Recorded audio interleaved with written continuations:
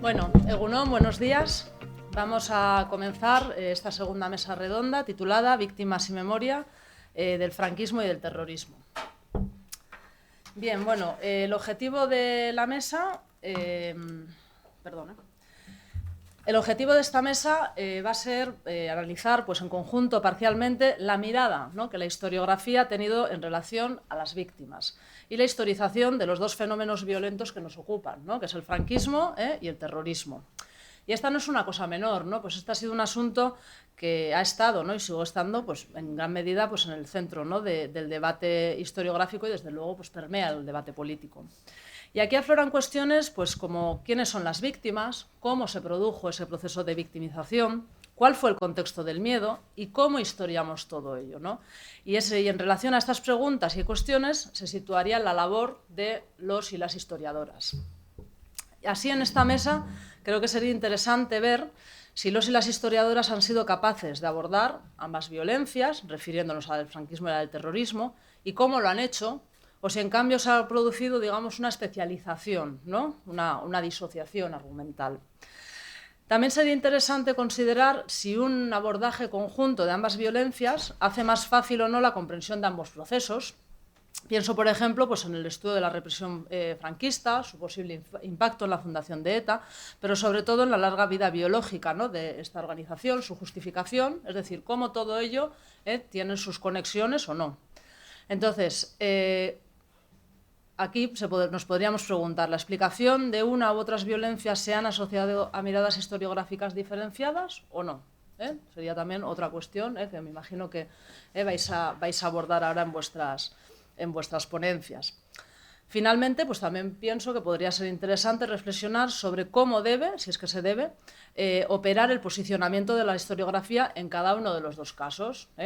Neutralidad extrema, beligerancia, neutralidad posicionada, es decir, cuál ha sido un poco, ¿no?, la postura ahí del colectivo de historiadores.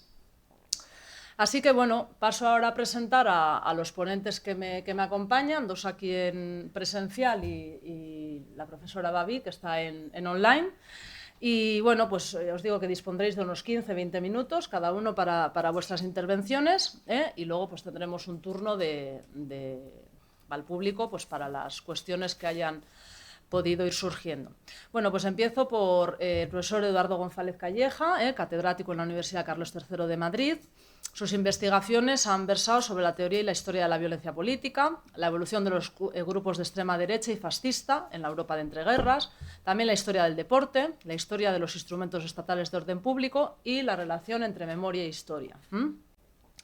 Y entre sus numerosísimos libros figuran uno de los últimos, del año 17, Asalto al poder, la violencia política organizada y las ciencias sociales, también el de Socialismos y Comunismos y más recientemente el de Política y Violencia en la España Contemporánea, que son 2 volúmenes. También numerosísimos artículos y capítulos de libros sobre la temática. El segundo ponente que me acompaña aquí es Javier Gómez Calvo, doctor en Historia Contemporánea por la Universidad del País Vasco. Su tesis estuvo centrada en la violencia política durante la Guerra Civil y fue publicada con un título elocuente: Matar, purgar y sanar, ¿no?, la represión franquista en Álava. También es autor de numerosísimos artículos y ponencias centrados sobre todo en la cuestión de la persecución ideológica durante la dictadura. Y su último libro, aparecido recientemente, sobre la materia, se titula No vuelvas y no vences, perpetradores y víctimas en la España del odio. Luego, además de todo esto, ha sido investigador postdoctoral en la Universidad de Lisboa y en la actualidad es investigador postdoctoral aquí en el Instituto de Historia Social Valentín de Foronda.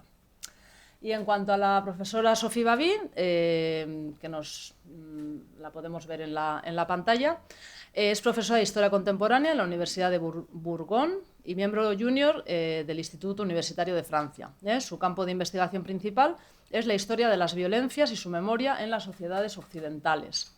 Y entre sus publicaciones destacan Violencia y transiciones políticas a finales del siglo XIX, Europa del Sur, América Latina, que coedita entre ellos con el profesor González Calleja y Olivier Compañón.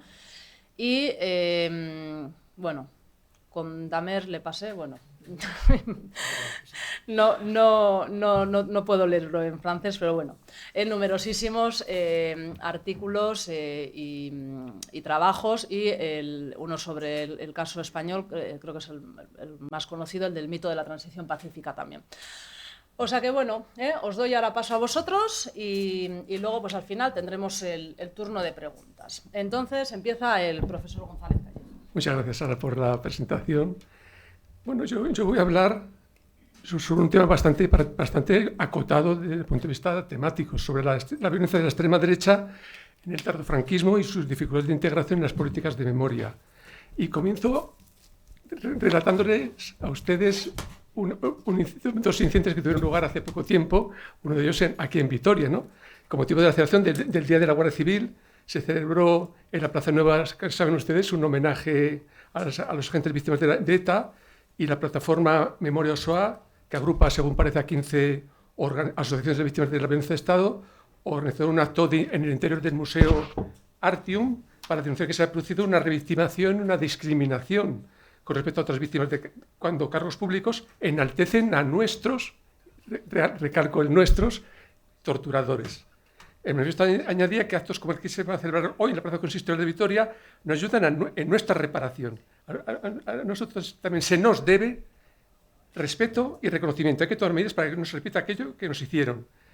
Ese mismo día, la presidenta de la Asociación de Víctimas del Terrorismo, María Teresa Raluce, increpó durante la relación del Palacio Real al presidente del Gobierno por la entrada en vigor de una ley de transposición de una directiva de la Comisión Europea sobre la convalidación de penas para sentencias por el mismo delito, que al parecer beneficia a 44 etarras condenados.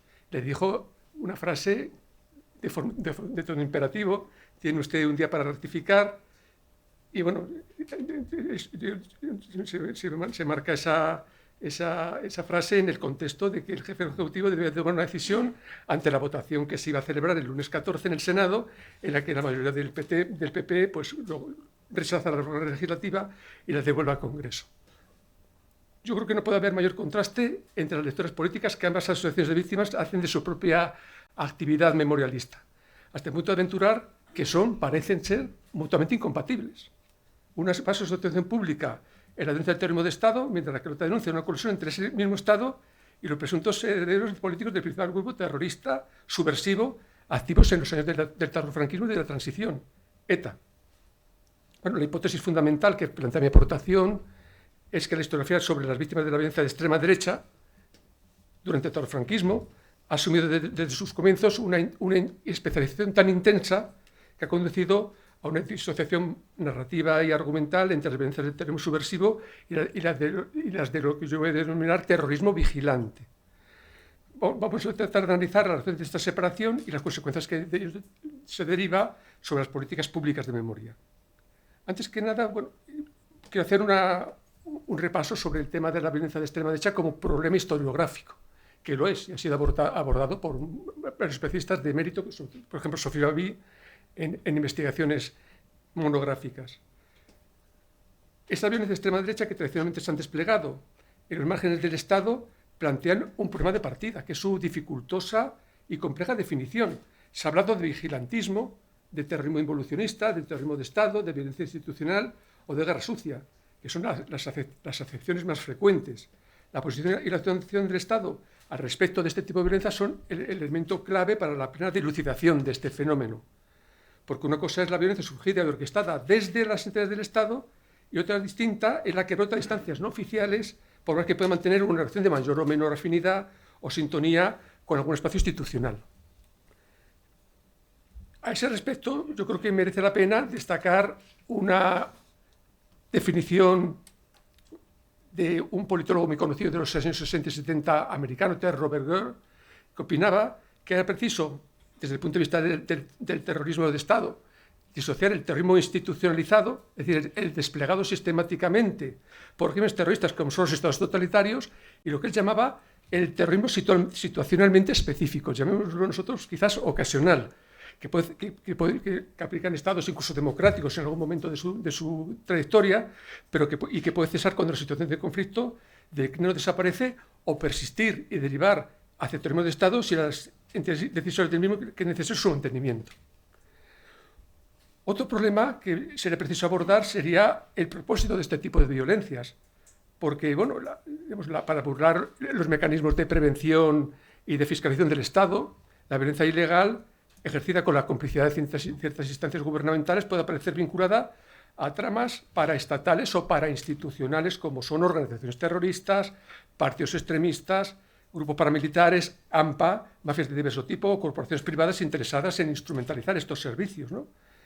La violencia generada por los grupos vigilantes no va dirigida, al menos de forma preferente, contra la estructura política de las instituciones gubernamentales, sino sobre todo contra los opositores o disidentes. La actividad de vigilantes prospera cuando el gobierno parece incapaz de mantener el orden social y político al que aspiran estos grupos. De modo que el potencial para la adopción de actitudes vigilantes aumenta cuando se difunde la creencia de que este régimen no es capaz de mantener el orden contra sus eventuales retadores y declina cuando goza de amplia legitimidad entre los diferentes grupos sociales, especialmente aquellos que los vigilantes señalan o dicen representar. Por tanto, yo no creo que sea correcto identificar siempre el terrorismo de Estado con el terrorismo vigilante, que suele ser de menor intensidad y que es precisamente el resultado de la debilidad e inoperancia de un Estado que no controla plenamente sus recursos y mecanismos de coerción. Aunque disfruten de la protección de las cloacas del Estado, el terrorismo involucionista y el vigilantismo como término genérico que lo puede englobar, no siempre reciben órdenes del poder establecido ni responden de forma permanente a lógicas emanadas del Estado. En el caso español, la vinculación del terrorismo involucionista con los intereses del Estado requeriría bastantes matizaciones. Es difícil probar que en el año 77 este terrorismo que protagonizó algunos de los atentados más sonoros de esa etapa de transición, pues recibiesen órdenes del poder establecido y respondiesen de forma permanente a las lógicas emanadas del Estado. En el caso español, repito, se trataría de probar un caso poco probable, y es que se dirigieran a la preservación y defensa del orden público que se pretendía instaurar. Ya está en marcha el proceso de reforma política por parte de Adolfo Suárez, cuando lo que se buscaba, en el caso de estos grupos, era la pura y simple involución política. Esto no quiere decir que este tipo de violencia no tuviese concomitancias con algunos sectores del Estado, partidarios de esta regresión, pero desde el rigor analítico, la represión estatal y el vigilantismo se deben estudiar como fenómenos distintos, aunque en absoluto separados. Otro problema importante para abordar un estudio integral de las violencias de la extrema derecha durante esta etapa del tardofranquismo y de la transición es el carácter volátil y a veces disperso del objeto de estudio. La ultraderecha incluía en ese momento una enorme nómina de grupos que aspiraban a una rectificación autoritaria del sistema político a través de la práctica de violencia callejera difusa hasta la práctica de terrorismo planificado. Se han censado en total entre 33 y 76 grupos de esta tendencia durante estas etapas y puede acotarse su evolución entre la década y media que va del 68 al año 82. El terrorismo de ultraderecha surgió en la segunda mitad de los 60, cuando al comienzo de ese tímido proceso de liberalización del franquismo, pues los dirigentes más inmovilistas deciden buscar dar apoyo y cobertura a algunas formaciones violentas que pudiesen dar réplica adecuada al momento de contestación que ya se estaba fraguando, por ejemplo, en las universidades y en los centros de trabajo. De ahí surge la defensa universitaria, los guerrilleros de Cristo Rey, el Partido Español Nacional Socialista, PENS, etc. Más adelante, entre el 77 y el 82, la Alianza Apostólica Anticomunista, los grupos armados españoles, los grupos de acción sindicalista, son otras tantas banderas de conveniencia de la violencia policial o de la guerra sucia contra el terrorista. Idéntica falta de autonomía mostraron en la transición los agresores procedentes de las formaciones paramilitares de partidos ultras legalmente constituidos y con estructura más estable, como por ejemplo la primera línea de Falange Española de las Jons o Fuerza Joven, la teórica cantera de Fuerza Nueva, que también tiene su propia sección especial, aunque fueron entidades armadas de poca duración y de escasa entidad organizada. Como es bien sabido, la violencia ultraderechista alcanzó su punto álgido en el quinquenio 76-80 para decaer irremisiblemente con el fracaso del golpe de Estado del año siguiente. Según datos del Ministerio del Interior, estos grupúsculos habrían perpetrado desde el 77 hasta el primavera del 81, un total de 576 actos violentos. La cifra de muertos como consecuencia de actos de violencia política imputables a la derecha radical entre el 75 y el 82, tanto en España como en el exterior, sobre todo en Francia, se sitúa en unas 60 personas, que es un cuarismo revisable al alza si se aclaran algunos casos que todavía permanecen dudosos. Si filtramos los crímenes imputables a la guerra sucia o a la actuación de grupos incontrolados vinculados de un modo a otro a la lucha contra ETA, el balance de víctimas causado propiamente por la ultraderecha es muy inferior y se estimaría en unos 35 casos de violencia mortal. Bueno, he dicho que al principio de mi intervención que este tipo de violencia política ha merecido menos atención que la perpetrada por ejemplo, el terrorismo étnico nacionalista de ETA, quizás por las dificultades que se encuentran aún hoy, para efectuar una sólida indagación documental en los archivos de la seguridad estatal que se encuentran cerrados para estas y otras cuestiones.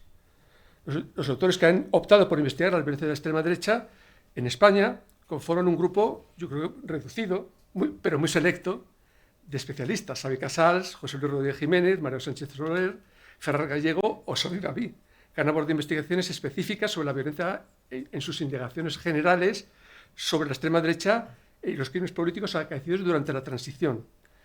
Es preciso reconocer que esto es una de las tareas historiográficas más arduas, porque hay archivo accesible a los investigadores que han tratado este tema, y para superar este vacío se han recurrido a otros recursos de tipo judicial, en el caso de Sánchez Soler, de documentación ministerial, en el caso de Baví, etcétera, etcétera.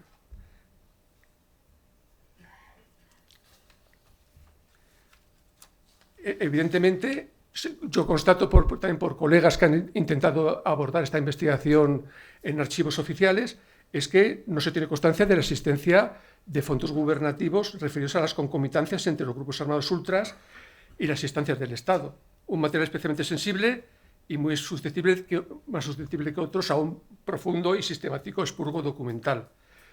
Quizás algunos archivos diplomáticos y policiales extranjeros algún día arrojen alguna luz sobre este asunto, como lo están haciendo ya sobre asuntos tan controvertidos como el 23 de febrero.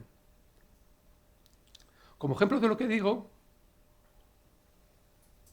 me gustaría simplemente aludir a las andanzas que mantuvieron en España de los años 70 un grupo de neofascistas italianos cuyas concomitancias con el Estado tardofranquista pueden servir como piedra de toque para entender esta dificultosa integración del terrorismo de extrema derecha en un relato global sobre el terrorismo de la época. Desde un punto de vista académico, es obvio que el neofascismo se ha considerado, al menos en este país, casi como un asunto intelectualmente poco atractivo e indigno de recibir la atención de investigadores presuntamente serios, que no deben contaminarse con esta manifestación ideológica tan repleta de relatos conspiranoicos. Ello ha ocasionado, al menos en España, repito, una laguna historiográfica, sobre todo en el tema de la internacionalización y de sus implicaciones en actos minoritarios de violencia política durante la pretransición y la transición, que es preciso abordar sin por ello degenerar en desviaciones obsesivas vinculadas con las teorías del complot. La confrontación de testimonios de época con trabajos de investigación de diversa valía, procedentes de casi todos, o sobre todo de la abundantísima producción italiana al respecto, es el país que por razones de geopolítica y política doméstica más ha tomado en serio la indagación y el desentrañamiento de estas tramas, sobre todo la judicatura, en posición destacada de este abordaje judicial de las tramas negras del terrorismo fascista, no puede permitir un primer aclaramiento de la cuestión que ha de ser debidamente contextualizada, en mi opinión, en el ámbito general de la Guerra Fría y la transición a la democracia producidas a fines de los 60 e inicio de los 70. De modo que, utilizando como lazarillo a este violento personaje que es Stefano Del Vecchiae, podríamos ver en su periplo por varios países de Europa y América durante más de un cuarto de siglo, que coinciden con el final de la distensión y el rebote de la etapa final de la Guerra Fría, en la época más o menos de gobierno de Ronald Reagan. Bueno, pues nos puede ayudar ver sus andanzas, ayudar a comprender las intrincadas y aún no suficientemente esclarecidas relaciones que se establecieron entre el activismo anticomunista de ideología predominantemente neofascista ciertos servicios secretos occidentales y algunos regímenes autoritarios de uno y otro lado del Atlántico, obsesionados con la vigilancia de la subversión, bajo el prisma de una guerra contrasubversiva basada en la propaganda, la provocación y el encubrimiento.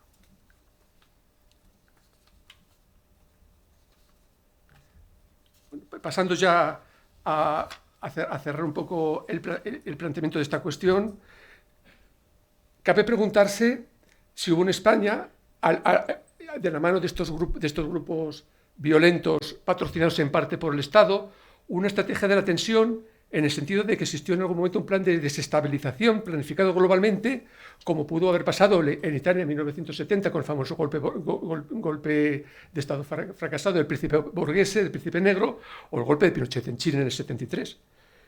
Se podría decir que las distintas líneas desestabilizadoras tienen un propósito similar, lo que se ha venido a llamar desestabilizar para estabilizar. Esto es fomentar el miedo a los extremismos como modo de desactivar la movilización ciudadana de protesta, tal como sucedió en Portugal después del golpe anticomunista de noviembre del 75, en Italia a raíz del caso Moro, o en España tras el 23 de febrero.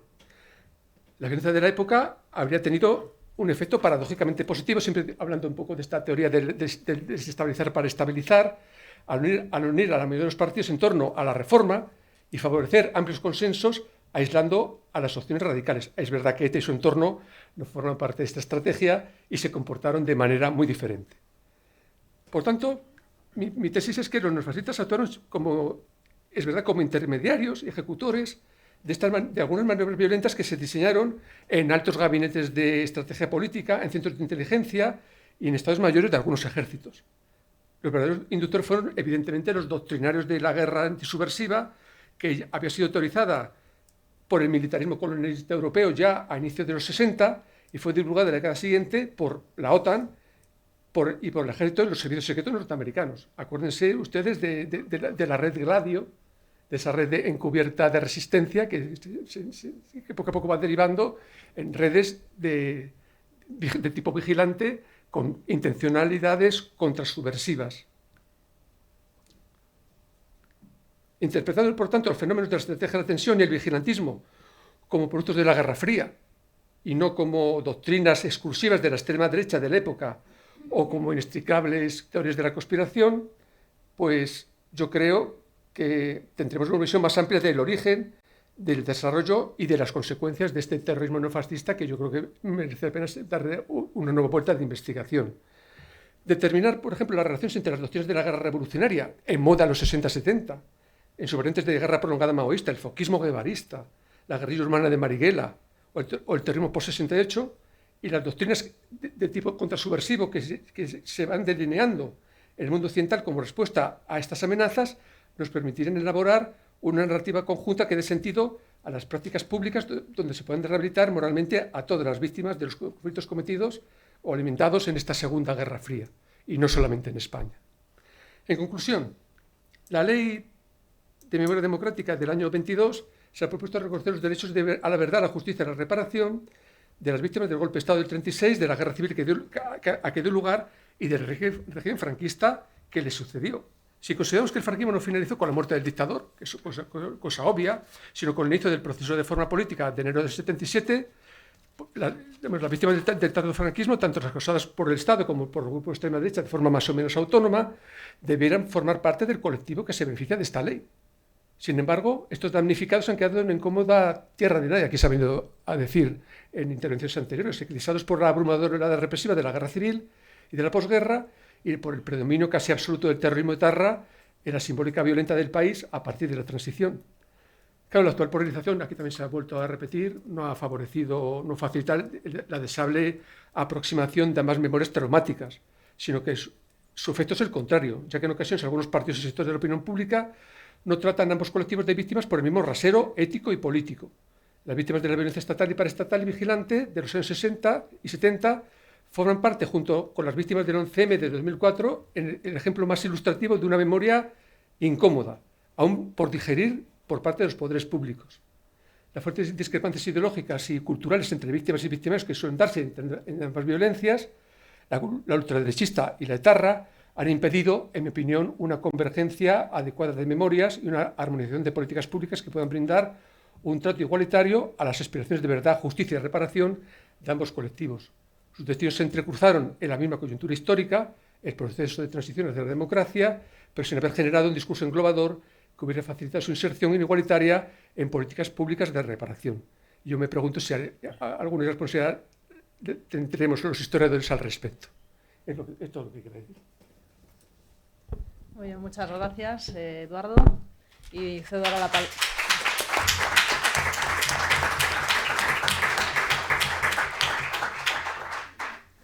Y cedo ahora la palabra a Javier Gómez Calvo. Vale, pues muchas gracias, Sara. Muchas gracias a la Fundación Fernando Buesa por esta invitación. Le comentaba a Eduardo antes, en el descanso, que hace como 2 o 3 semanas yo ya había terminado la ponencia que iba a defender o a explicar o a narrar hoy, ¿no? Entonces, dándole una vuelta después al propio programa y a la gente que va a intervenir, como lo ha hecho Eduardo, como lo van a hacer mañana otros compañeros y después Sofía, quería darle una vuelta a esa ponencia y le he dado tanto la vuelta que prácticamente lo que he hecho es escribir otra para intentar ser lo más innovador y original posible, y aún así eso tampoco ha podido evitar, como verán ustedes después, que algunas cosas se solapen con la magnífica intervención de Sara, que el contenido de cuya intervención yo no podía prever, sí, en parte el de Eduardo, de hecho se lo he comentado, digo, algunas de las cosas que seguramente me ha dicho él iba a comentar y ha comentado, las había tratado yo, entonces menos mal que las he descartado, pero hay otras que sí que van a aparecer en ese texto y que las ha abordado antes Sara de manera muy gráfica, muy ilustrativa y mucho más breve de lo que tenía previsto hacerlo yo. Así que, como muchos de ustedes también me conocen, a mí me gustan mucho los marcos locales, me gusta mucho la historia micro, entonces voy a tratar de partir de lo particular a lo general para hablarles de una casuística con un número de víctimas muy elevado, que se remonta precisamente esta semana, se han conmemorado los 88 años de este suceso y que la gran mayoría de los que están aquí presentes pues no conocen. Esto es una historia que sucedió, como digo, el 21 de octubre de 1936 en el Osu, una aldea ubicada a 20 kilómetros al norte, aquí en Álava, en un momento en el que el Osu había quedado después del golpe de Estado en tierra de nadie, se producían incursiones sistemáticas de ambos bandos en el pueblo. Uno de los vecinos, que estaba enemistado con otros tantos, con varias familias, Marcelino Urquiola, aprovechó la situación para enrolarse en un batallón de la CNT, llegó a comisario político, de hecho, muy rápido, y convenció a una compañía de milicianos del batallón Perezagua y a su capitán, el capitán de esta compañía, de que en su pueblo, de que en su aldea, en el Osu, abundaban fascistas que practicaban el espionaje y pasaban información al otro bando, ¿no? Así que, como digo, ese 21 de octubre entraron en la aldea, se llevaron a 17 vecinos a un caserío y los fusilaron de madrugada. Esos 17 vecinos representaban a la sexta parte de la población del Osu. Eran 12 hombres, 5 mujeres, de edades comprendidas entre los 17 y los 70 años. Labradores todos ellos, unos eran carlistas, otros eran nacionalistas vascos, pero en cualquier caso ajenos a ningún tipo de luchas partidarias. Entonces, como digo, ¿qué razón habría para matarlos? Pues la que comentaba antes, diferentes disputas, diferentes rivalidades absolutamente extrapolíticas que databan de 10 y de incluso 15 años atrás.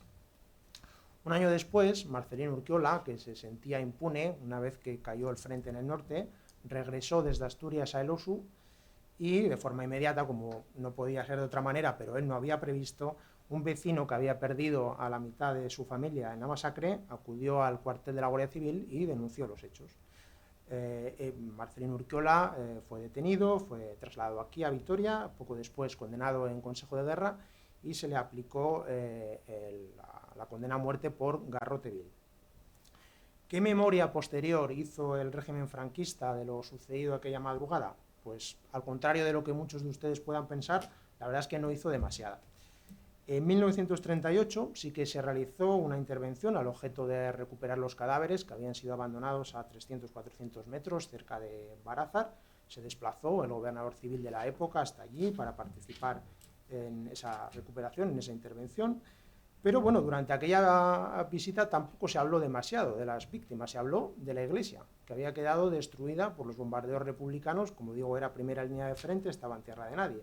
Y de hecho la prensa del régimen, de cuando en cuando, por supuesto en 1938 y posteriormente, recordaba esa supuesta maldad de aquellos rojos que tiraban bombas, y así fue hasta que esa memoria de la iglesia del Osu, no de los asesinados en el Osu, así fue hasta que en 1950 por fin se aprobó un plan de recuperación, de rehabilitación, de reconstrucción de esa iglesia, que fue inaugurada un año después en una solemne ceremonia con todas las autoridades desplazadas allí, civiles, militares, el obispo que ofició una misa. El sermón fue publicado por la prensa, un sermón muy largo en el que el obispo pues, se entretuvo en, como digo, en gestas heroicas, en esa maldad destructiva de quienes habían perdido la guerra, pero otra vez se olvidó de que 17 vecinos habían sido asesinados. Para ellos quedó una estela funeraria, que es esta que ven aquí, muy sobria, que decía lo siguiente: aquí yacen los restos mortales de 17 vecinos de este pueblo del Osu, que fueron vilmente asesinados el 21 de octubre de 1936 por las hordas marxistas. Propaganda pública, pero olvido efectivo, porque esas víctimas ni eran sentidas como propias, ni tuvieron nunca altavoz. Evidentemente, el contenido de esa inscripción no se ajustaba a lo que realmente sucedió, así que la placa quedó ahí. Ningún vecino, ningún testigo de la matanza, ni siquiera familiares de las víctimas, que eran tantas, volvieron sobre aquello ni durante la dictadura ni después ya en democracia. Y así fue hasta que hace 20 años, dos investigadores que estaban trabajando sobre el frente de Álava, pues revisando documentación, toparon con estos sucesos. Entonces se abrió un debate público a través de las páginas de opinión de un medio local, entre el profesor Santiago de Pablo, al que he tenido oportunidad de saludar antes, y un integrante de una asociación de víctimas de la memoria histórica que estaba situado en la órbita, situada esa asociación en la órbita de la izquierda abertzale. En un tiempo en el que las víctimas se habían situado en el centro del debate público y también en el foco legislativo con la aprobación de la Ley de Memoria Histórica en 2007, los sucesos del Osu alimentaron en lo local algunos debates que la historiografía ya había abordado en la esfera nacional en lo que hace al franquismo y que, andando el tiempo, lo haría también en lo referido al terrorismo. Por ejemplo, cómo sortear debates maniqueos, qué hacer con los victimarios víctimas, en qué espacio ubicar a las víctimas que no encajan y cuándo se convierten esas víctimas en materia historiable, ¿no?, entre comillas. Respecto a esa primera cuestión, y para el caso concreto que nos ocupa, se resolvió sustituyendo esta placa, que como ven estaba carcomida por el tiempo, dañada también por actos de vandalización, por una placa nueva que estaba tan descontextualizada, y está, porque es la que en la actualidad se encuentra en el cementerio del Osu, tan descontextualizada como la anterior. Ya no se recuerda ahora a los asesinados como víctimas de esas supuestas hordas rojos separatistas, sino que se ha cambiado únicamente la segunda parte de la inscripción, y ahora recoge lo siguiente: aquí yacen los restos mortales de 17 vecinos del pueblo del Osu, víctimas de la barbarie de la guerra, en recuerdo de vuestros familiares y vuestro pueblo. Víctimas de la barbarie de la guerra, es decir, no son víctimas ya de un batallón, el batallón Pérez Agua, a las órdenes de un capitán, y no son víctimas de un comisario político. Pues ustedes se imaginan que las 130.000 víctimas mortales de los golpistas durante la guerra civil, a esas víctimas tuviéramos que restar aquellas que se produjeran como resultado de venganzas particulares, de desengaños amorosos o de deudas económicas. Yo creo que esto a nadie se le ha pasado nunca por la cabeza, porque la guerra que siguió al fracasado golpe de Estado lo que hizo fue, entre otras cosas, proporcionar una enorme cobertura a muchísimas personas que se convirtieron en asesinos al calor de lo político, pero sin que sus crímenes obedecieran a estrictas razones ideológicas, como es este caso, ¿no? Esa sustitución de la placa tuvo lugar en 2008, en un momento de una grandísima, una abundante producción historiográfica sobre la guerra civil, sobre la violencia en retaguardia, y en un momento también en el que se perfiló para siempre una tendencia hacia la absorción política de las asociaciones de víctimas del franquismo. Y esto no sucedió solo con la memoria de ese pasado traumático, sino también con la de las víctimas del terrorismo. Una pugna de memorias que historiográficamente no tiene razón de ser, lo comentaba precisamente antes Sara, pero a resultas de la cual podemos ser testigos de un fenómeno curioso, como el de que los historiadores, Eduardo ha hecho una mención también a ello, se han especializado de una u otra forma de persecución política, ¿no? Huyendo inmediatamente intentando huir de las etiquetas que inevitablemente se van colocando, ¿no? Un historiador de derechas es aquel que trabaja sobre el terrorismo de ETA. Un historiador de izquierdas es el que aborda la represión franquista. O al revés, quien aborda la represión franquista es porque es un historiador de izquierdas y quien aborda el terrorismo de ETA es porque es un historiador de derechas, ¿no? Esto es un sinsentido, considerando que el terrorismo etnonacionalista, el de la extrema izquierda y el patrocinado también por el Estado, como respuesta a los anteriores, son todos ellos pasada herencia de la dictadura con la que además convergieron temporalmente. No es baladí este ejemplo microhistórico que traigo hoy, porque hace 4 años el Instituto de la Memoria, Gogora, puso a disposición de cualquier usuario una enorme base de datos con víctimas mortales de la guerra civil. Incluyó también en ella a las víctimas del Oso. Se dice de cada uno de ellos que fueron ejecutados extrajudicialmente por republicanos. Literalmente esto es lo que aparece. Entiendas en este caso republicanos pues en un sentido global, ¿no? Que abarque a todas las facciones políticos sindicales que hicieron frente a los golpistas. Pues bien, una descendiente de una de estas víctimas, de 2 de estas víctimas, hoy situada en el otro extremo político, llamó muy indignada a Gogora pidiendo que sacaran a sus familiares de esa base de víctimas, ¿no? Gogora, afortunadamente, se ciñó al criterio historiográfico, que es del que emana un poco esa base de datos, y desatendió tal petición. Pero no siempre sucede exactamente así, ¿no? Y voy a poner un ejemplo más reciente en el tiempo, que en este caso no aplica a las víctimas del franquismo, sino a las del terrorismo. Comentaba con Eduardo Mateo, precisamente, la semana pasada creo que fue, que el Ayuntamiento de Bilbao lleva un tiempo colocando placas en recuerdo de esas víctimas del terrorismo. Una iniciativa loable que recoge la senda emprendida por otras instituciones y que remonta su origen precisamente aquí, a Vitoria, en el año 2007. El Ayuntamiento de Vitoria las fue, digamos, colocando de oficio a cada una de esas víctimas en el lugar en el que habían sido asesinadas. Pero el Ayuntamiento de Bilbao no. Las coloca siempre y cuando participe en la ceremonia de instalación la familia y evita hacerlo si los descendientes de la persona asesinada se oponen o si la familia o sus descendientes no son localizados. Y esto da lugar también a 2 debates interesantes. Por un lado, por ejemplo, en el de qué sucede con aquellas víctimas que se hallaban en los márgenes sociales y fueron asesinadas precisamente por esa circunstancia, lo que hace que hoy nadie las recuerde y tampoco nadie les reclame. Yo estoy pensando ahora en quienes fueron asesinados por ETA dentro de aquella infame campaña moral contra el tráfico de drogas, porque nunca habrá, siguiendo este criterio, una placa para Ramón Bañuelos, asesinado en Bilbao en octubre de 1988, tampoco para Ignacio Bañuelos, primo del anterior, muerto un año después tras la explosión de un paquete adosado a su camión. ¿Quién les puede reclamar? María García Bañuelos, prima de ambos, milagrosamente salvó su vida en 1991 tras otro atentado de ETA, o la hija de esta María García Bañuelos, Laura Manzanares, herida en ese mismo atentado, ¿no? La otra cuestión interesante tiene que ver con la naturaleza pública o privada de todas las víctimas de la violencia política. Los asesinados durante la guerra civil, la dictadura o más tarde a manos de una u otra banda armada tienen en común, también se ha dicho esta mañana, su origen político. Pudieron haber sido muertos por distintas razones, pero cada crimen se produjo en cualquier caso bajo el amparo de una ideología que trataba de imponerse violentamente. Por eso las víctimas del Osu no lo son del pueblo, ni tampoco de la barbarie, y ni siquiera lo son de un criminal determinado.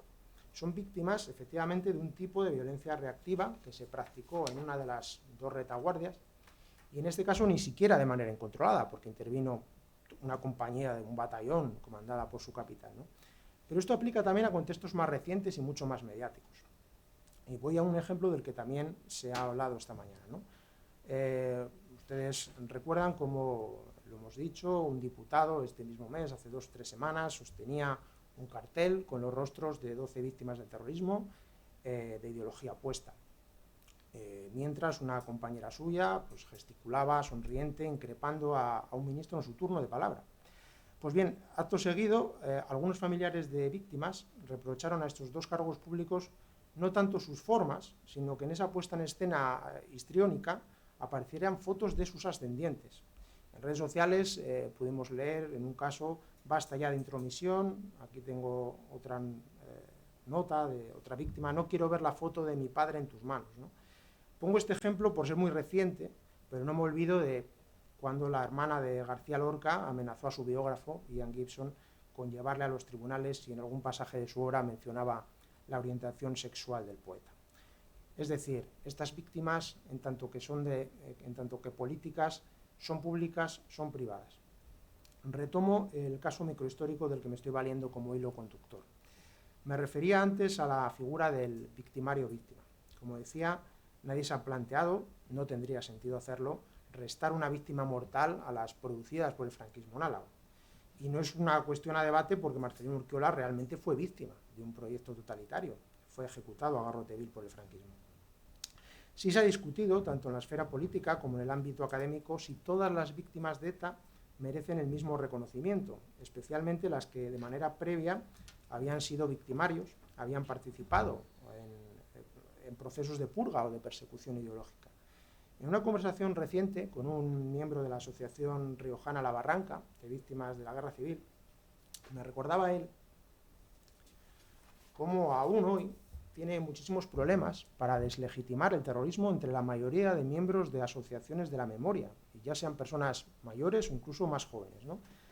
Y me hablaba, por ejemplo, de un encuentro que habían celebrado poco antes asociaciones de víctimas de la dictadura, y en el que uno de los participantes aseguraba que en noviembre de 1978 ETA seguía siendo una organización netamente antifranquista, como demostraba el hecho, argumentaba, de que en esa fecha matara al magistrado José Francisco Mateu, que había formado parte del Tribunal de Orden Público hasta su desaparición. Pues bien, como tantas otras víctimas del terrorismo, José Francisco Mateu no puede ser presentado stricto sensu como lo hace el preámbulo de la Ley de Víctimas del Terrorismo de 2011, hoy en vigor, ¿no? Es decir, como defensor de la libertad y del Estado de Derecho, pero tampoco puede sustraerse del relato público en tanto que fue asesinado por una organización que intentaba imponer su mensaje totalitario con tiros y bombas. Esto lo entendieron incluso aquellos que fueron perseguidos por Mateu unos años antes, caso de la ORT, caso de la Liga Comunista Revolucionaria, que condenaron inmediatamente ese crimen, ¿no? Hoy en día en los listados mortales de víctimas de ETA aparece, como es normal, José Francisco Mateu, y en los de víctimas mortales del franquismo en Álava aparece Marcelino Urquiola. Hay que recordar al respecto que en 1978 ETA no mató a una sola persona, mató a 68. El pedigrí antifranquista, en base a este argumento, desde luego sería también bastante cuestionable. Y cabe recordar también que en 1936 los golpistas, que no encontraron ninguna oposición prácticamente en la provincia, mataron a casi 2 centenares de personas, no solo al responsable principal de una masacre que, como decía, ni ellos mismos rememoraron en exceso. Por eso mismo, cualquier tentativa de filtrar a las víctimas por según qué parámetros siempre acaba persiguiendo un mismo objetivo, que es el de legitimar un proyecto totalitario o legitimar el otro proyecto totalitario. Y por último, ¿en qué espacio ubicar a las víctimas que, como digo, no encajan en ese tipo de relatos casi excluyentes, ¿no? A los 17 del Osu, a esa familia de Bilbao a la que ETA intentó exterminar, o a todos aquellos que en la transición fueron muertos también por miembros de las fuerzas de orden público, que como resultado de un proceso que fue reformista y no rupturista, ni se reciclaron profesionalmente ni se familiarizaron con los hábitos democráticos. A estas últimas, por cierto, se les ha reparado en fechas recientes, pero no sin oposición. En el año 2012, con motivo del decreto de indemnización del gobierno vasco a las víctimas de abusos policiales, el director de La Razón escribió lo siguiente: cualquier víctima de un hecho violento tiene derecho al reconocimiento del mismo por el Estado y, en su caso, a la indemnización que proceda.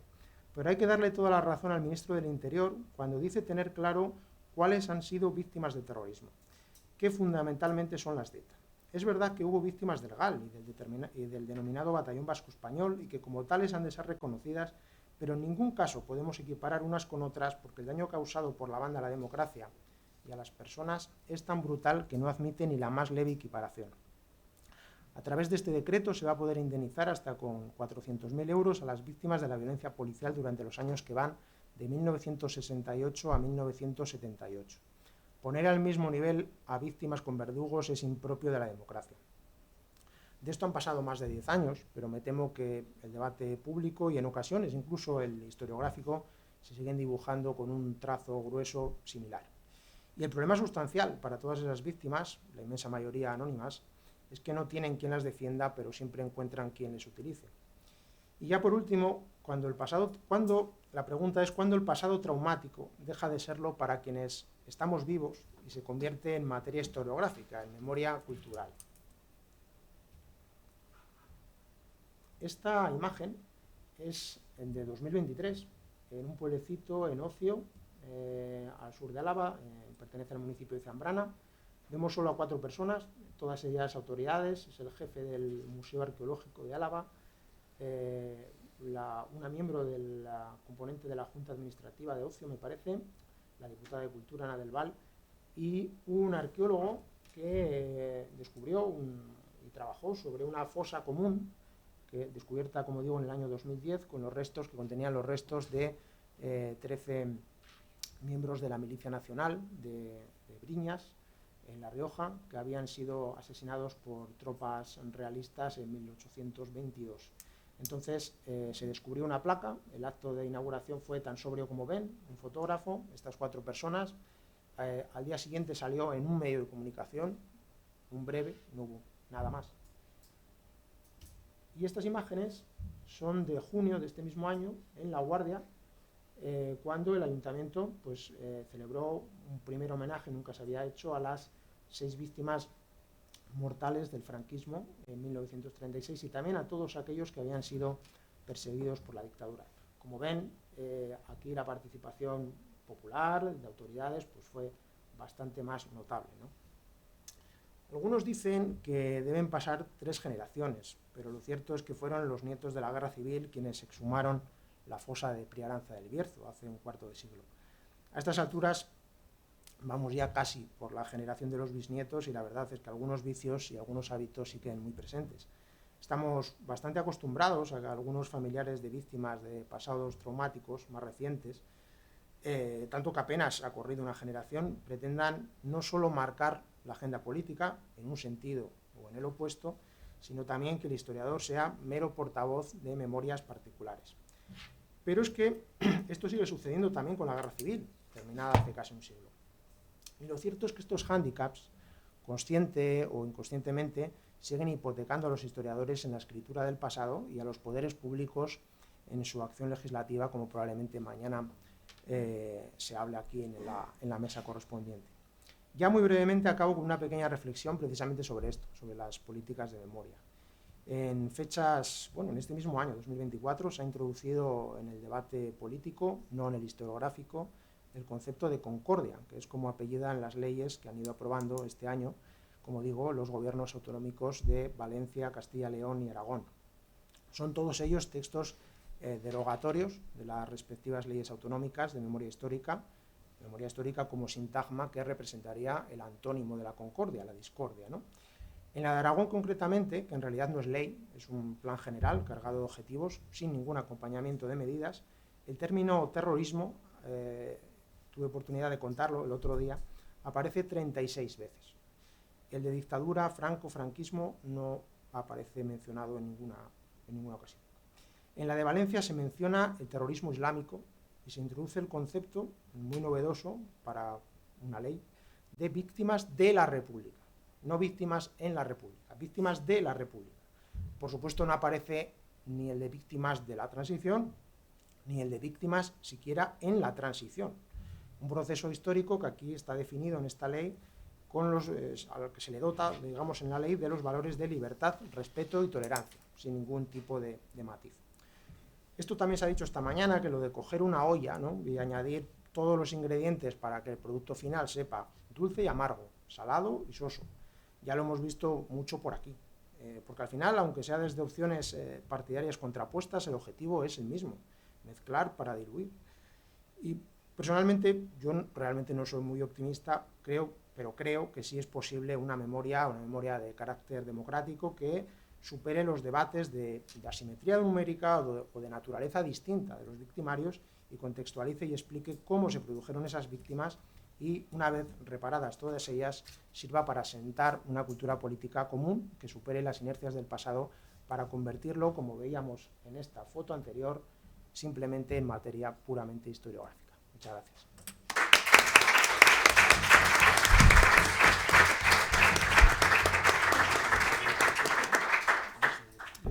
Muchas gracias, Javier. Y ahora vamos a pasar a la profesora Sofía Babí, que se va a conectar online. Ahí está, cuando quiera, Sofía. Hola, ¿se me escucha bien? Sí. ¿Sí? Sí, perfectamente. Perfecto. Bueno,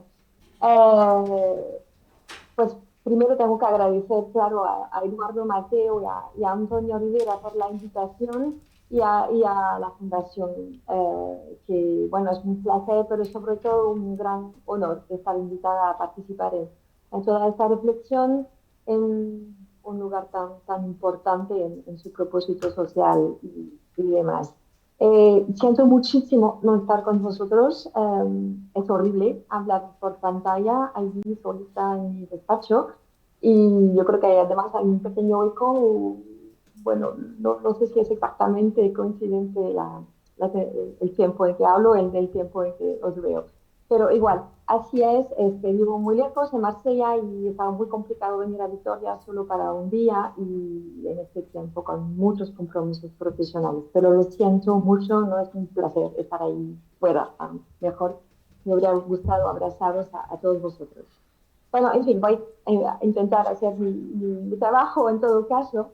Y no sé si había bien entendido el propósito de la mesa, lo veremos. Um, lo que surge a primera vista para mí es la brecha inmensa entre las causas de las víctimas del franquismo y las del terrorismo. La distancia que las separa, los caminos distintos, paralelos a veces, pero sobre todo que se ignoran el uno y el otro e incluso que han podido entrar en concurrencia y enfrentarse.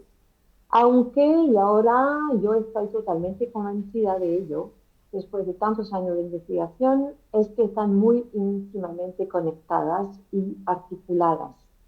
Y como lo ha señalado antes Kepa Olestia, porque me quedé escuchando un poco toda la mañana desde aquí, hablando de solapamiento entre, bueno, leyes de memoria, noticias sobre ETA, bueno, cosas que se han provocado un poco de debate. Yo creo que claramente hay solapamiento de muchas cosas. No es una memoria y otra, sino que son muy entremezcladas y muy enredadas todas. Los ejemplos abundan y tomaré uno solo, que es un buen resumen, me parece, de cómo eran las cosas hace 20 años y que han cambiado bastante hasta ahora, pero solo en parte. Bueno, este ejemplo nos remite al 20N de 2005 en Valle de los Caídos.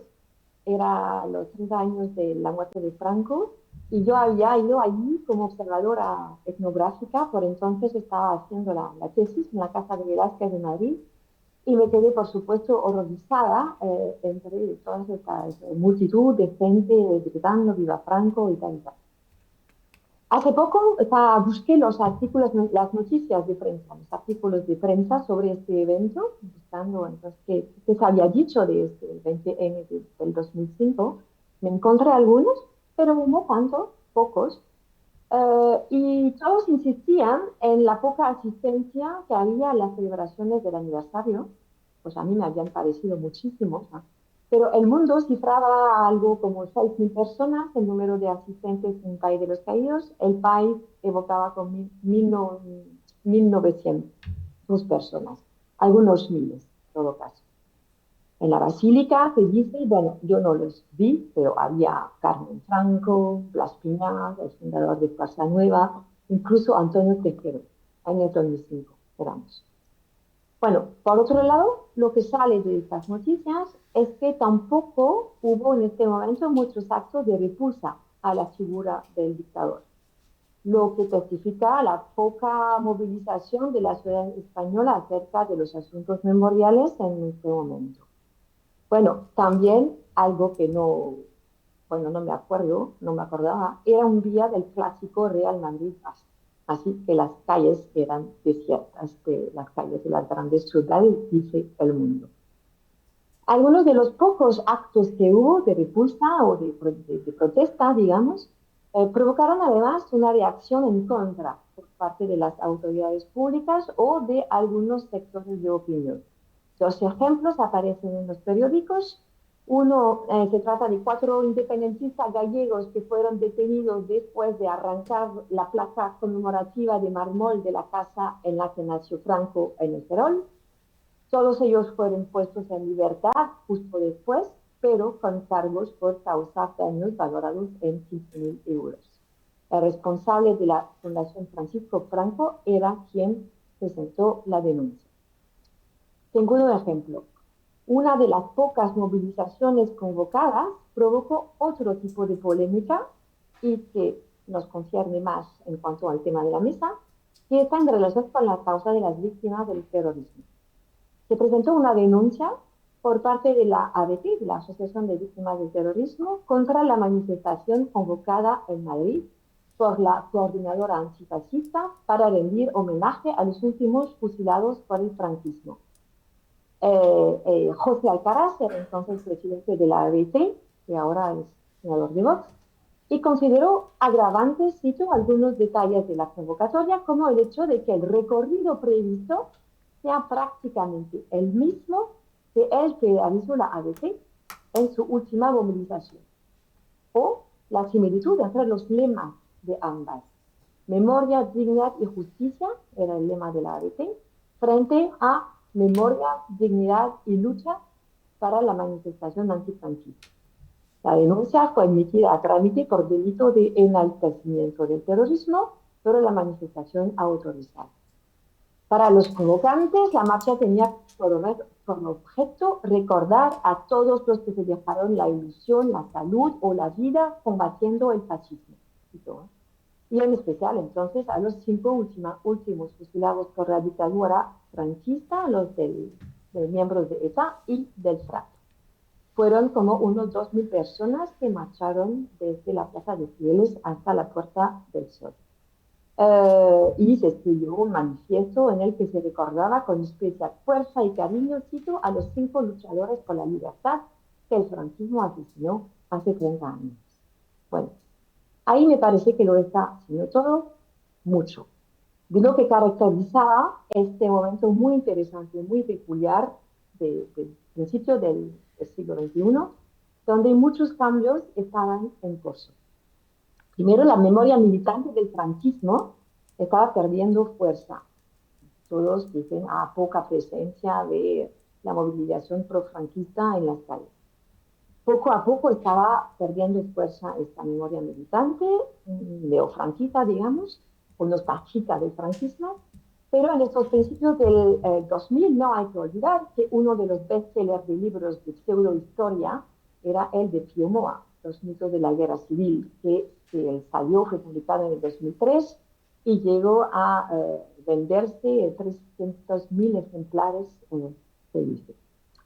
Por otra parte, se estaban también en este momento construyendo otras causas memoriales, por el momento no aceptadas del todo en el espacio público, ni tampoco bien definidas, que eran en relación con la represión del franquismo, bajo el nombre de Movimiento para la Recuperación de la Memoria Histórica. Estaba presente.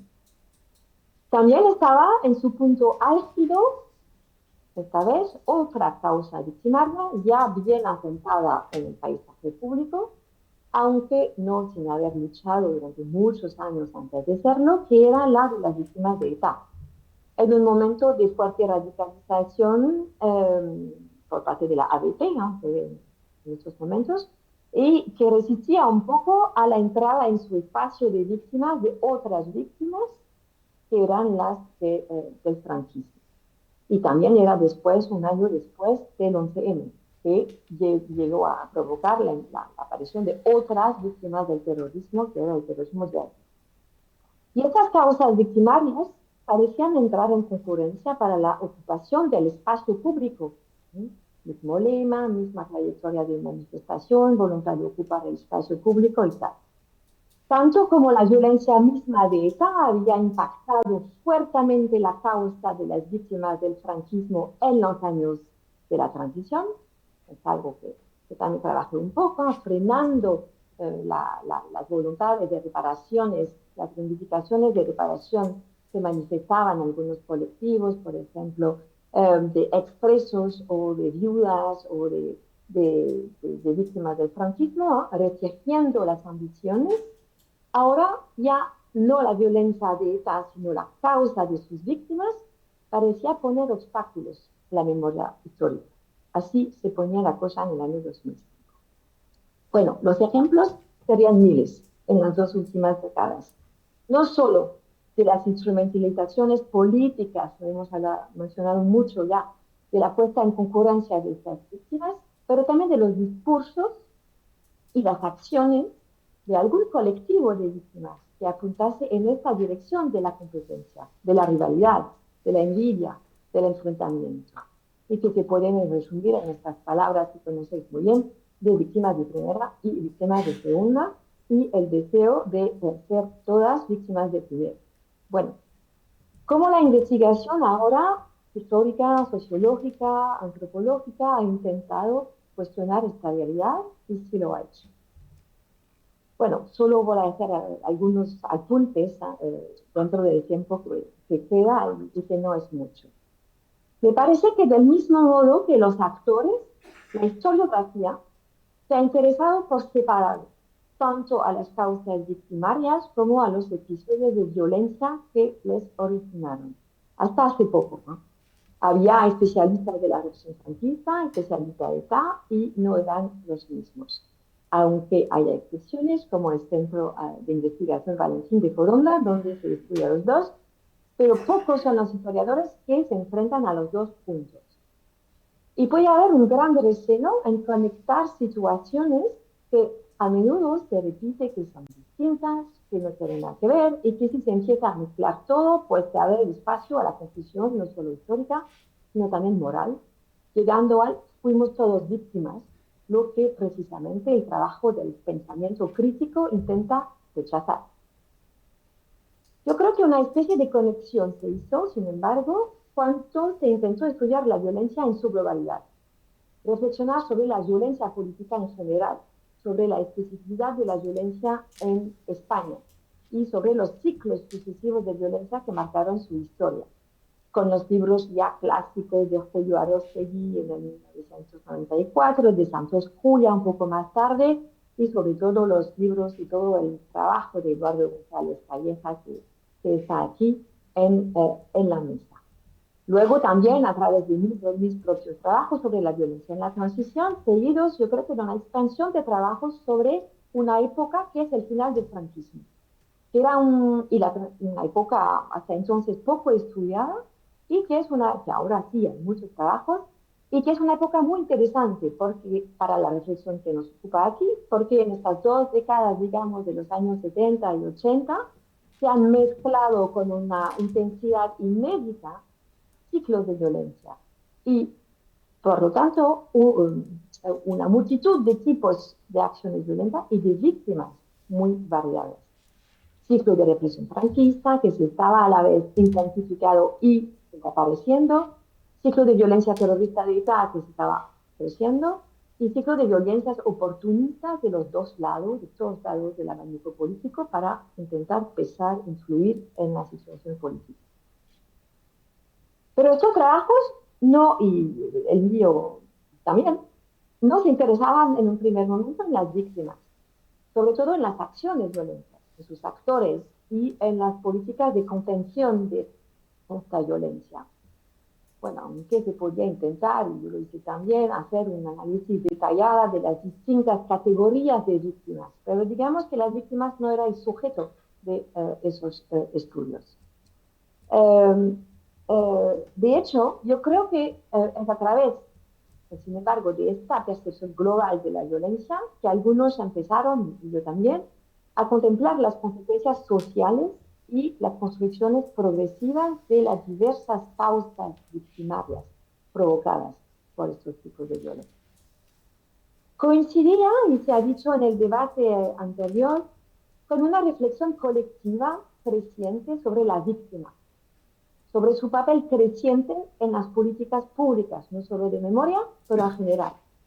En Francia se habían avanzado ya en este terreno con los trabajos de Didier Patin, de Erich Resman, de Luc Boltanski, bueno, podría citar más, de Sandrine Lefranc, Liliane Mathieu, etc. Toda una serie de publicaciones a principios de los 2000 trabajando sobre la cuestión de la víctima en general, el lugar de las víctimas en las sociedades contemporáneas. En España, Gabriel Gatti, de la UPV, estaba trabajando en un proyecto sobre el mundo de las víctimas en esta época. Esta producción intelectual intentaba comprender e interpretar un rumbo fundamental de nuestras sociedades contemporáneas, tanto en la manera de percibir las catástrofes del pasado como de gestionar las catástrofes del presente, poniendo entonces de relieve el auge de la figura de la víctima, que obedecía a un desplazamiento de la economía moral hacia el reconocimiento y la valoración del sufrimiento y del trauma. Algunos hablan de revolución ideológica del trauma, de cultura del trauma, pues que ha situado en un lugar central la figura de la víctima, cuyo estatus induce no solo a la compasión, pero también al reconocimiento. Hay como un imperativo social hacia la víctima que se ha ido apareciendo en los años 90 y sobre todo 2000. También se ha diseñado de manera paralela con otro imperativo social que es el deber de memoria. Que lejos de ser una norma natural, es un paradigma que tiene una historia. Y esta historia ha interesado a los investigadores en este marco de un nuevo campo de las ciencias sociales que son los memory studies y que han surgido al turno del siglo en paralelo entonces con este cambio de paradigma de un régimen de memoria donde el olvido aparecía como la condición de la reconciliación y no solo en España, a un régimen de memoria donde se imponía recordar, homenajear, reparar, castigar, incluso como garantía de una plenitud democrática. Verdad, justicia, reparación, tales son ahora los imperativos morales de nuestras sociedades democráticas de hoy hacia las violencias del pasado como del presente, cuáles sean sus orígenes. Y jóvenes investigadores en España empezaron a estudiar los movimientos memoriales en plena que estaban produciéndose en Marina, todos en Islam son muchos. En esta dirección apuntaba también un congreso organizado en el 2012 en Madrid, en la Casa de Gracias, sobre las víctimas en España y Europa, sobre la causa de las víctimas en España y Europa, que mezclaba guerras civiles, terrorismos y violencias políticas. Sin embargo, todavía se estudiaba por separado cada tipo de víctimas. Ponencias sobre víctimas del 11M, ponencias sobre víctimas sobre los desaparecidos, sobre los enterados en las fosas comunes, etc. Pero no había mucho intento de comparación. Fue ahí justamente que intenté comparar por primera vez las causas de las víctimas del franquismo y del terrorismo. Pero tenía la impresión, en el 2012, de hacer un gesto de transgresión enorme, de caminar sobre cascadas de huevo, solo por el hecho de intentar tender puentes entre realidades que eran por entonces impensables juntarlas. Bueno, eso ha cambiado, desde entonces ha habido varios proyectos de investigación, es también una pista que he intentado seguir en el último libro, no sé si lo mencionaste, Sara, que va a ser traducido en español el año que viene, que se llamará Juzgar a Franco, y que intenta analizar juntos estas dos causas. Pero creo que son pocos todavía los investigadores que se atreven a hacer eso. Hay especialistas de cada causa victimaria, pero estudiarlas juntos para ver cómo se conectan, cómo se articulan una y otra, pocos lo hacen. Lo podemos hacer, yo dos apuntos para, no sé cuánto tiempo me queda, Sara, 2 o 3 minutos, no, no sé. La, podemos solo apuntar 2 o 3 conceptos que nos pueden ayudar a, a llevar a cabo este tipo de trabajos. La primera tiene que ver con el espacio mismo de la memoria y de las causas de memoria. Se trata de la concurrencia de las víctimas, esta idea de concurrencia de las víctimas que remite a un libro de Jean-Michel Chaumont, que se llama La concurrence des victimes en francés, que salió en 1997 y que hablaba de las víctimas del Holocausto. Y que decía que, bueno, se ponía en concurrencia esta matriz memorial del Holocausto contra otras causas memoriales. Poco a poco se ha ido trabajando de otra manera esta cuestión. Por ejemplo, según el análisis de Michael Goldberg, un norteamericano, se habla ahora más de multidirectional memory, es decir, que se pueden estudiar estas causas no con bajo un modelo de concurrencia, de competición, de rivalidad, pero en una dinámica inflacionista, marcada por rivalidades miméticas, préstamos recíprocos, estrategias de negociación, pero es decir, que más memoria genera más memoria. Y yo creo que esto se aplica muy bien en el caso español. Y pensar en estas causas como se articulan entre sí para dar lugar a más memoria de todo lo que pasó en España, este pasado sucio, es mucho más fructífero. Había muchos ejemplos, pero los dejo. Una segunda cuestión una segunda pista que podemos poner en la mesa es la tesis del cosmopolitanismo o el de la globalización de la memoria. Esa idea de una universalización de los regímenes de memoria en torno a algo que sería la matriz memorial del Holocausto. Esta cuestión de la mundialización de la memoria, the global edge of memory, dicen algunos, de la homogenización de todos los regímenes de memoria, que usarían un repertorio de acciones a la vez internacionalizado y estandarizado, con efectos de mimetismo. Bueno, pues me parece también que es muy importante estudiar eso, ver las causas victimarias en España desde ese punto de vista. Es decir, en una historia global de la memoria y de los dispositivos de justicia, en un momento global de cambio de paradigma. Identificar no solo los marcos de referencia de las causas de memoria, sino también las circulaciones de modelos, de normas, de prácticas de actuación. Y también los redes de conexión, los actores que fueron en algún momento entrepreneurs de memoria o vector. Y estas conexiones tienen una historia que remonta a tiempos más lejanos de los años 90-2000, donde se opera el cambio. Y los historiadores me parece que tienen que desenredar mucho más estos hilos que juntan tanto las víctimas del franquismo como las del terrorismo y las de todos los demás ciclos de violencia que se entremezclaron en los años 60, 70 y 80. Bueno, es algo que intento hacer en el último libro. Una frase de conclusión, si me dejas.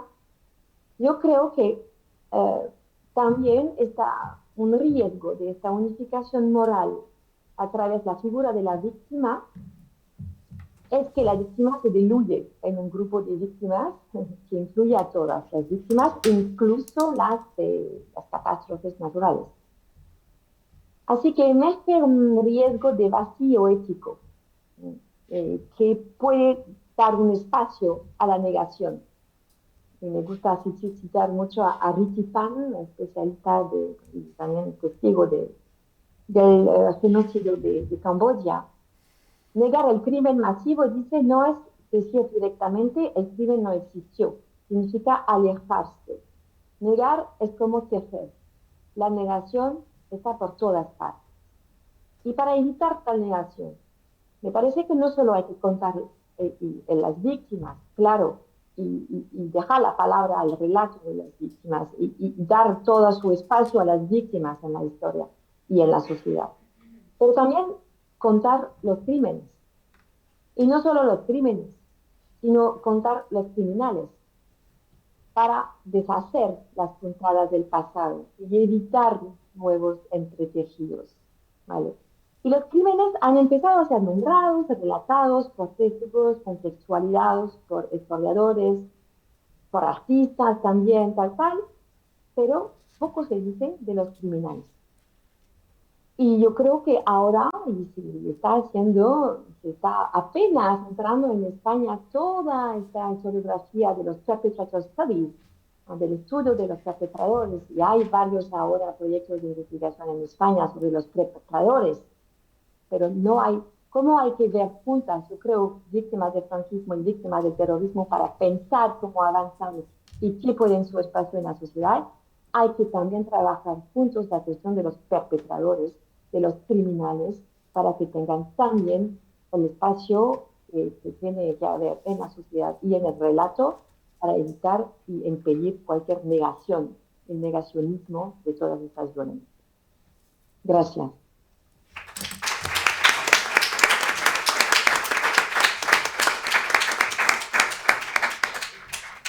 Bueno, muchas gracias, Sofía, por la conferencia.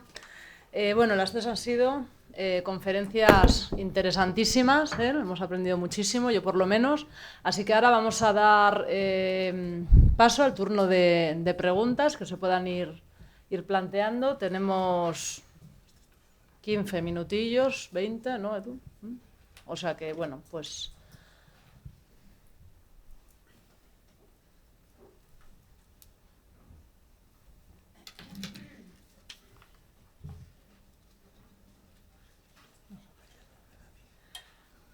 Bueno, no sé si alguien se anima. Si no, yo tengo aquí alguna...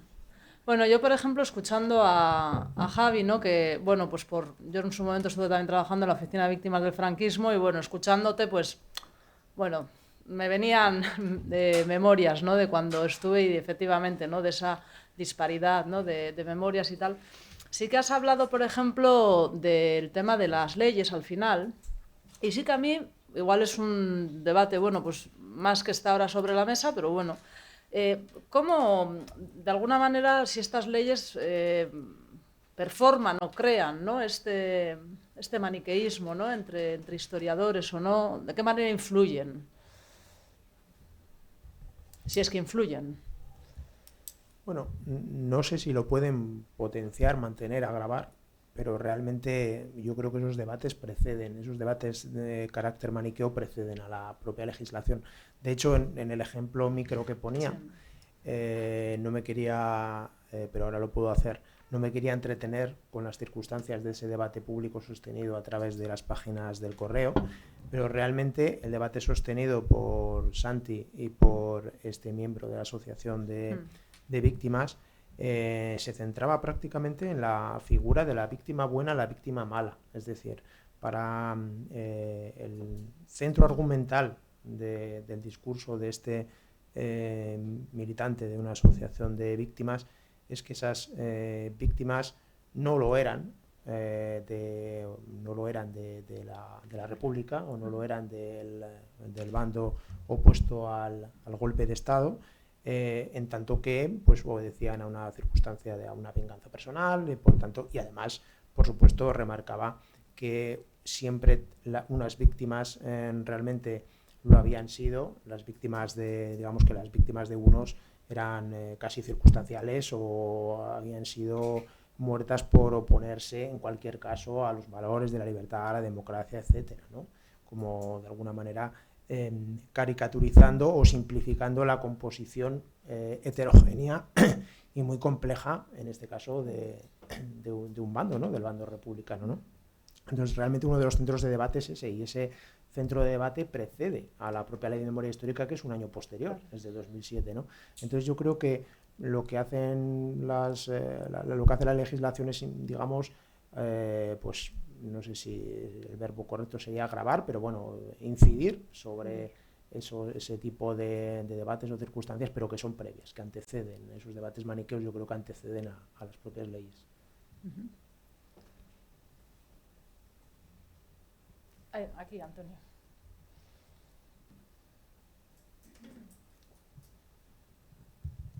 Bueno, enhorabuena a las tres intervenciones porque creo que han sido magníficas y sobre todo porque han despejado muy bien el territorio que nos toca a los historiadores e historiadoras, y hay una plena coincidencia por parte de los tres, que es, bueno, pues, ese clásico de mantenernos en los límites de la profesión, y con eso ya conseguiremos no caer en ningún tipo de extremismo, ¿no? O de sectarismo, quizás sería mejor el término. Pero, sin embargo, de vuestras tres intervenciones yo creo que ha habido una aportación convergente a lo que tiene que ver con políticas públicas de memoria, que de alguna forma es también lo que nos trae aquí y es una de las preocupaciones que mueven este tipo de seminarios, ¿no?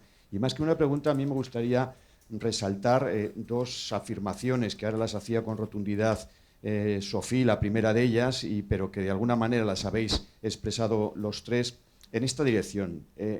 Primero, plantear la idea de la no discriminar, pero distinguiendo. Es decir, cuando hacemos el trinomio de verdad, justicia, reparación, en términos de políticas de memoria, políticas públicas de memoria, pueden generarse, y de hecho se generan, contradicciones. Si decimos que no hay que discriminar, significa que el reconocimiento tiene que ser similar, es decir, todos son víctimas de, ¿no? Pero desde luego distinguiendo, porque en los términos de verdad, me remito al término del conocimiento, cada una de las víctimas o cada una de los grupos de víctimas, por razón de la intención de sus victimarios, están representando cosas distintas.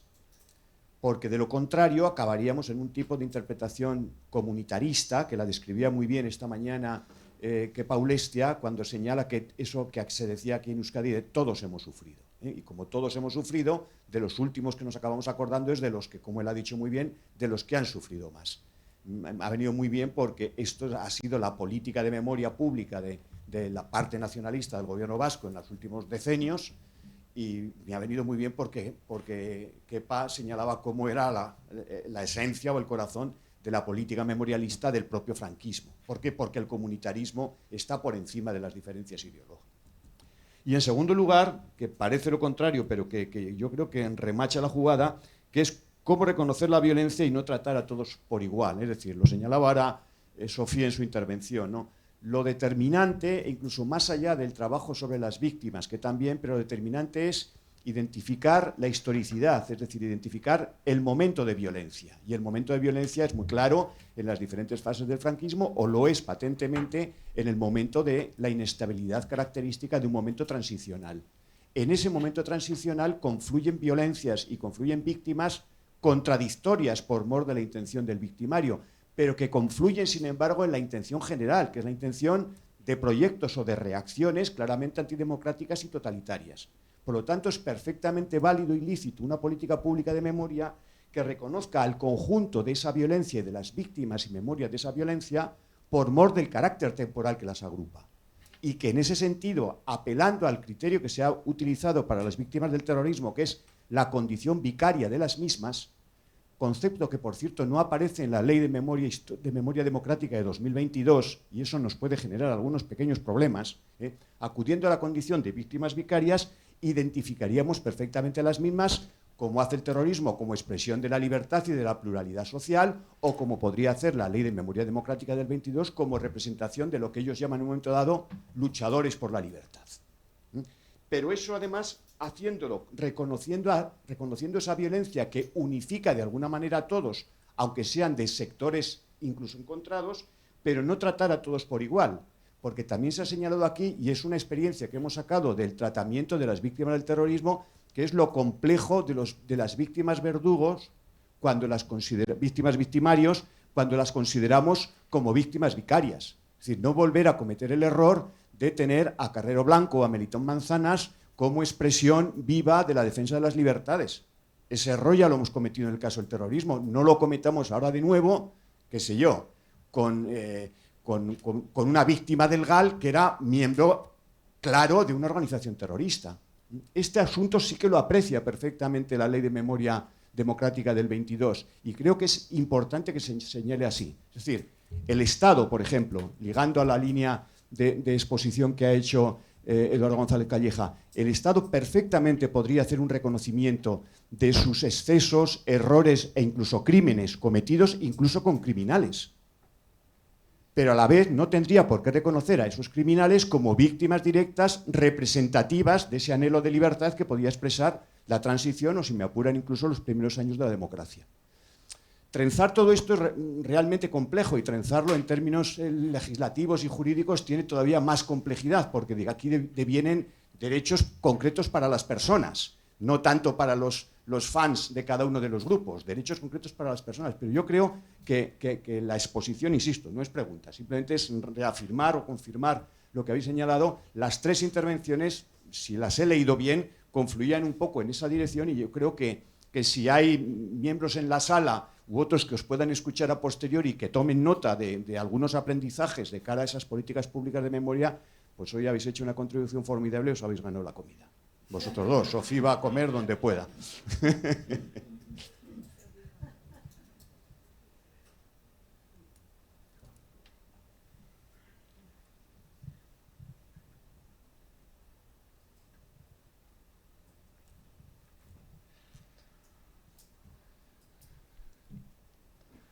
Bueno, pues si no hay ninguna pregunta más, pues damos por finalizada la sesión. Muchas gracias.